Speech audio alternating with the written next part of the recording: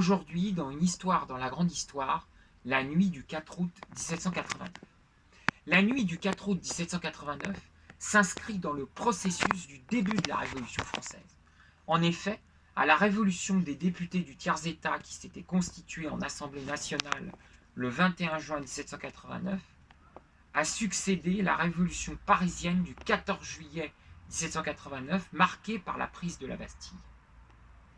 Comme on le dit souvent, Paris a avivé l'étincelle qui a allumé le brasier dans les campagnes françaises. Et oui, car la Bastille constitue le symbole de l'absolutisme royal. Pour les paysans, le symbole de l'oppression des seigneurs, ce sont leurs châteaux. Et les livres terriers qui contiennent les droits féodaux. C'est pour ça que les paysans s'en prennent au château et brûlent les droits seigneuriaux.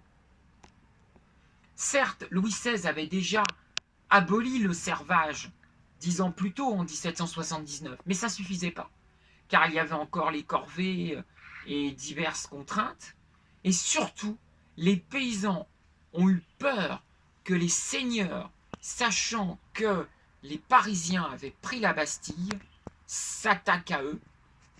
Ils ont donc anticipé en s'attaquant aux seigneurs. Cet épisode a été appelé pour cette raison la Grande Peur. Pour arrêter ce début de guerre civile, l'Assemblée nationale constituante prend alors des mesures exceptionnelles.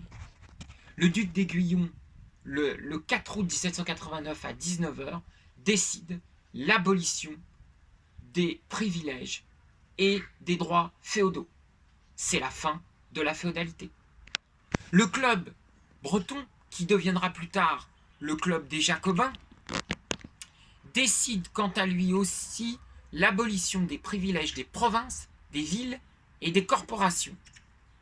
Ainsi, c'est une réponse politique qui met fin officiellement au système féodal. Pour la première fois dans l'histoire de France, une révolte paysanne n'a pas été réprimée. Ces revendications sont même devenues réalité. C'est là toute la nouveauté de cette révolution française qui n'en est qu'à son commencement.